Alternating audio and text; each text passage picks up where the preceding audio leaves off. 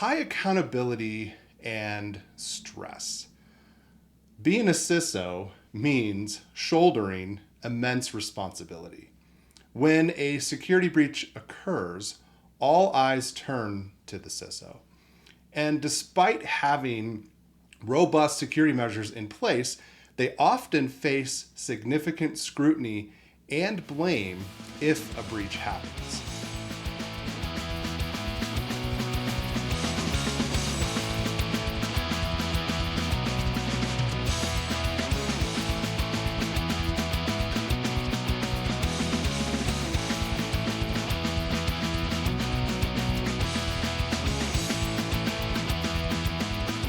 Hey everyone, I'm Brad Bussie, Chief Information Security Officer at E360.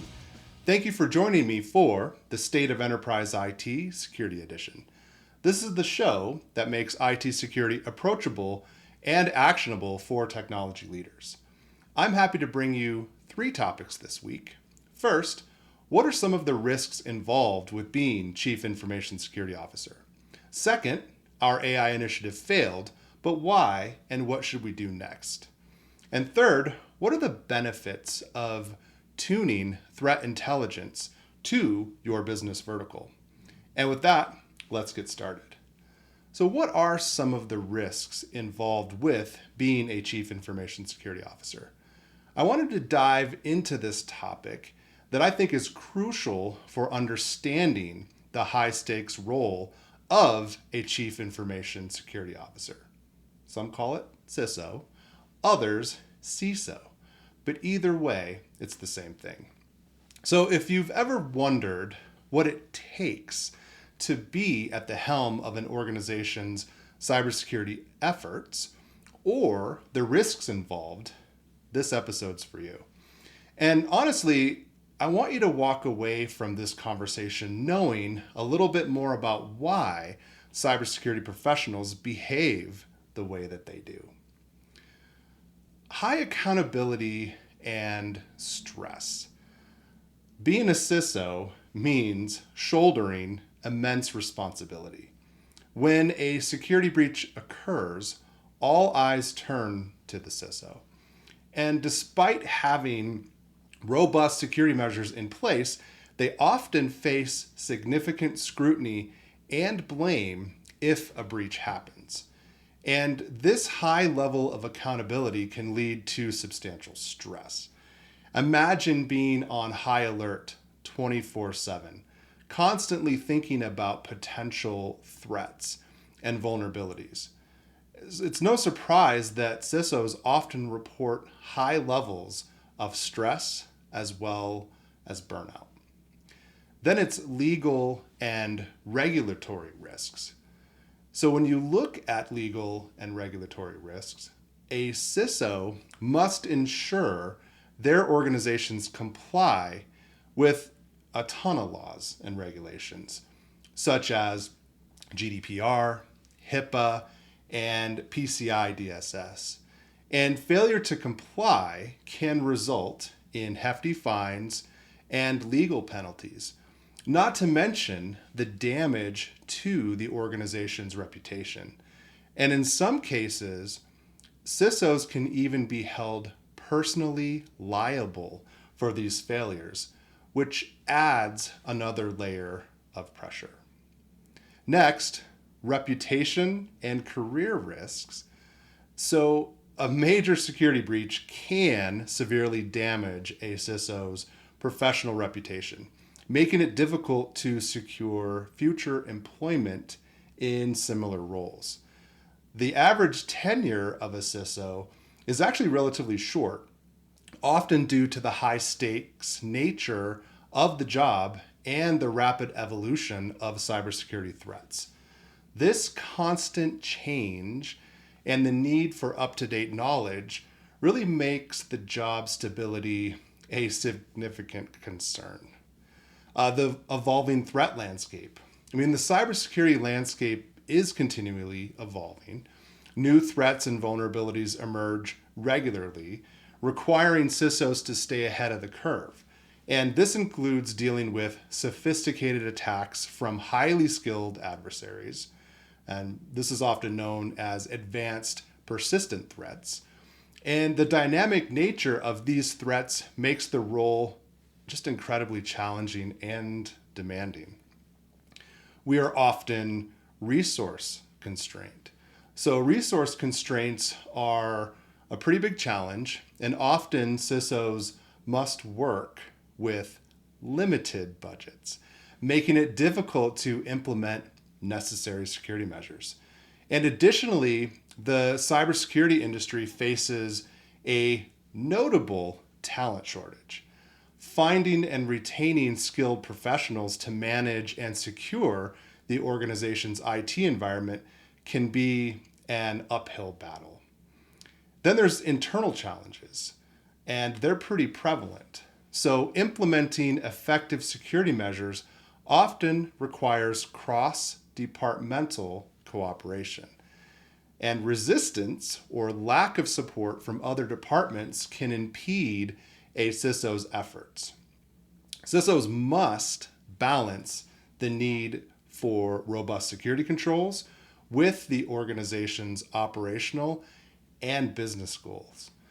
So overly stringent controls can disrupt business processes, while lax controls can increase risks.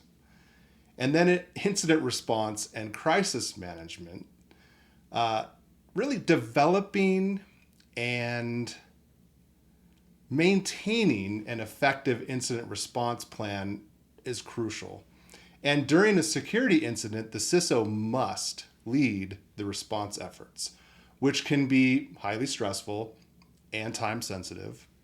So effective communication with stakeholders, including the board of directors, employees, customers, and regulators, is critical during and after a security incident. So poor communication can make the incident's impact that much worse.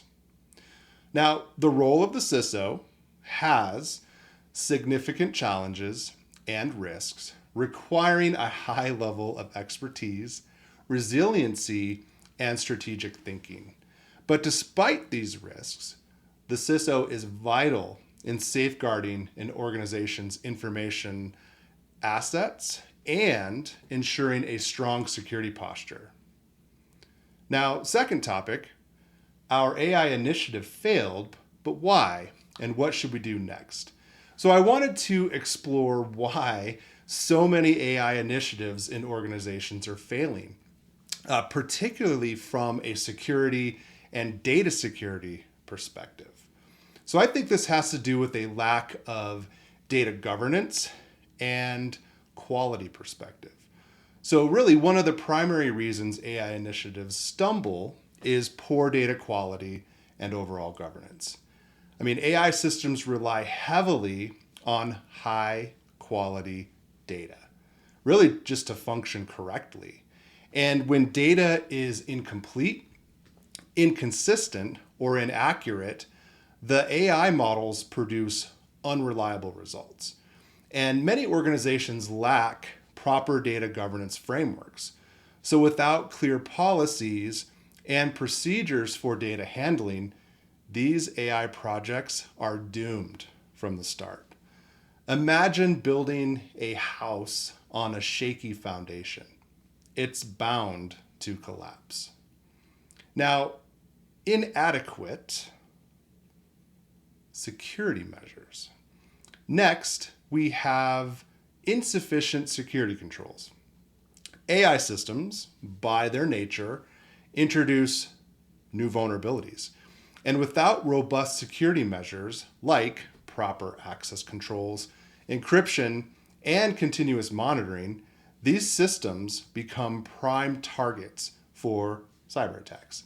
And third-party risks really can't be ignored.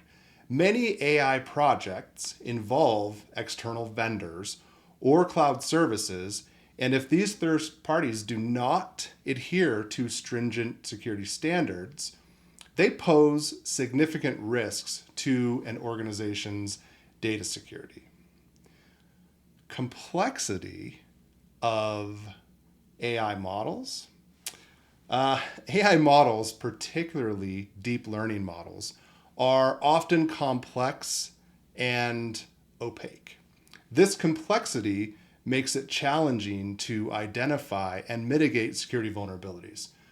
AI systems are susceptible to adversaries, where malicious actors manipulate input data to deceive the system.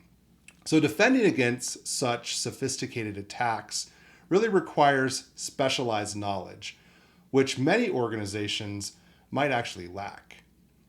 Then we come to regulatory and compliance challenges. So, compliance with data protection regulations like GDPR and CCPA, it's a significant hurdle. I mean, many organizations struggle to align their AI project with these regulatory requirements, leading to potential legal and financial repercussions. AI systems often require large data sets, which may contain sensitive personal information. And ensuring data privacy and maintaining user consent can be particularly challenging in these scenarios. And what I'm seeing is insufficient expertise as well as resources. There's a notable skills gap in most organizations. And developing and securing AI systems requires a unique set of skills. And many organizations simply don't have the necessary expertise in both AI development and cybersecurity. So, this lack of expertise leads to poorly implemented and vulnerable systems. Securing AI projects is resource intensive, and organizations may not allocate sufficient budget and resources to address these needs adequately. And integration with legacy systems, it can introduce significant security vulnerabilities.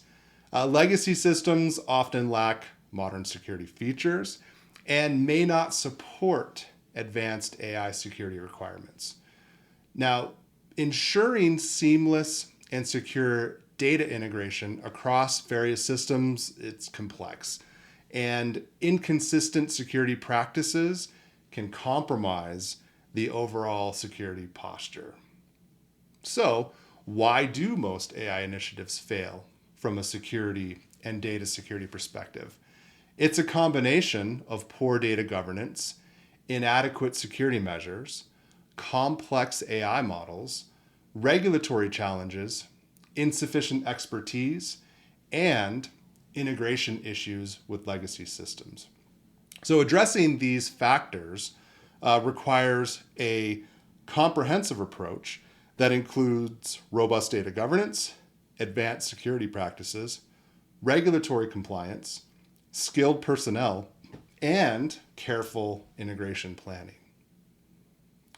Third topic for this week: the benefits of tuning threat intelligence to your business vertical. I wanted to talk about the benefits of tuning threat intelligence to your particular business vertical. But to really hit home with the topic, I decided to focus on our critical national infrastructure, or CNI. You often hear me talk about healthcare, but I figured I would spread the love a little bit with this episode. Not to mention the fact that compromised CNI could cause a debilitating impact on our security, economy, public health, and safety. So, why is CNI a prime target? And critical national infrastructure sites are increasingly targeted by some of the world's most advanced and persistent threat actors. But why? Because these targets include everything from communication networks and transportation systems to energy grids and water utilities. So these sectors are integral to our daily lives and national security.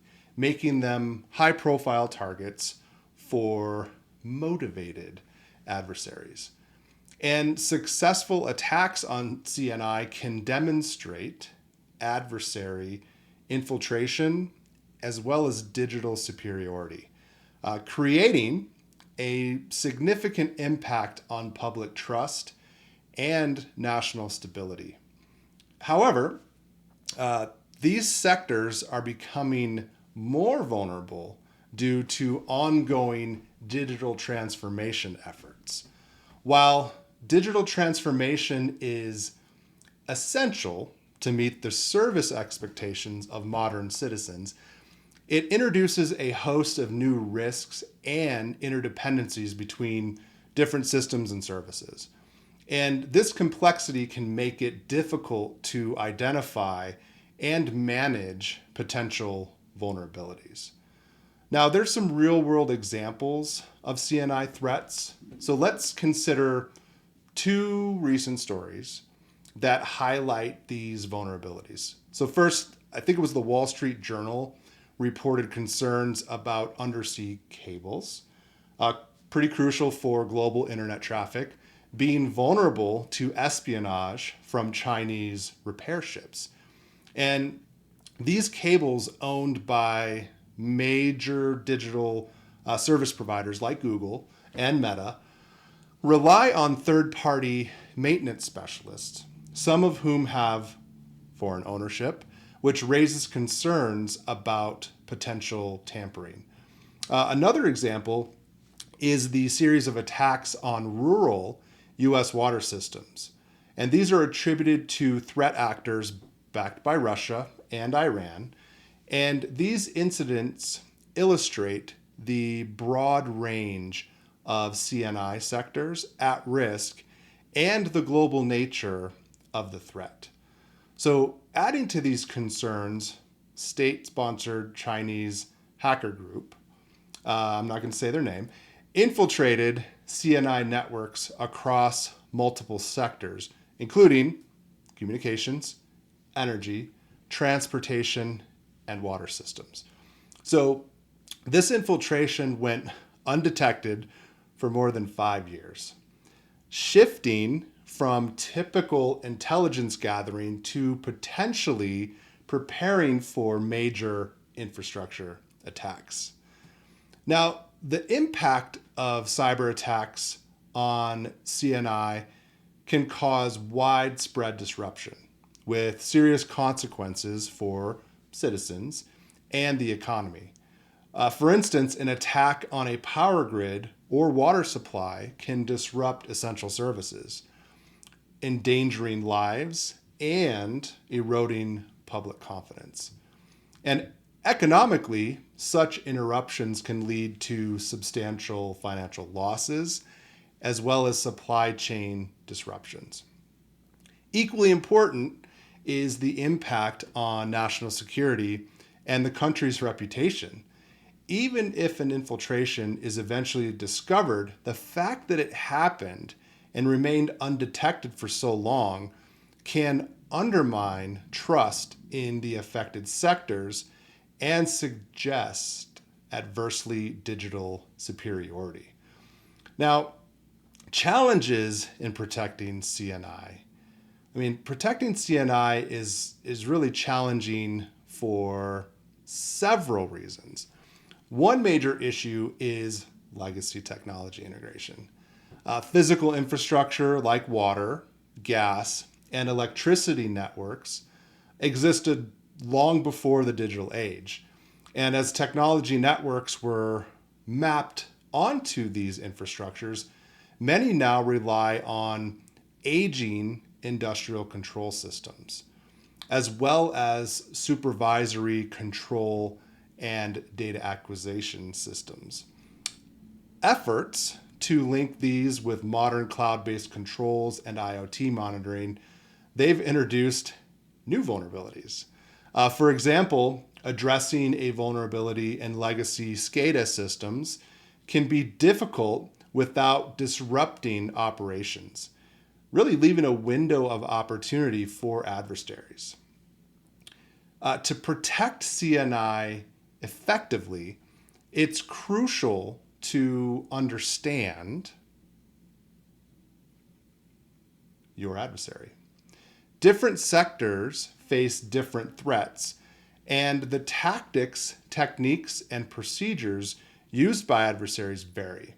For instance, the group that I wasn't going to say their name, really deviation from typical intelligence gathering methods indicated a potential shift towards planning major attacks. And to tune your systems for enhanced protection, I want you to consider some tips. So, establish the context. Understand your environment's inherent vulnerabilities, regulatory constraints, and available resources. Gain situational awareness.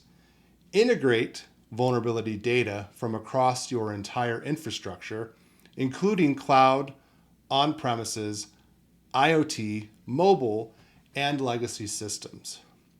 Consolidate and filter intelligence feeds. So use the context and data to filter out noise and prioritize threats with the highest impact and severity. Move from reactive to proactive.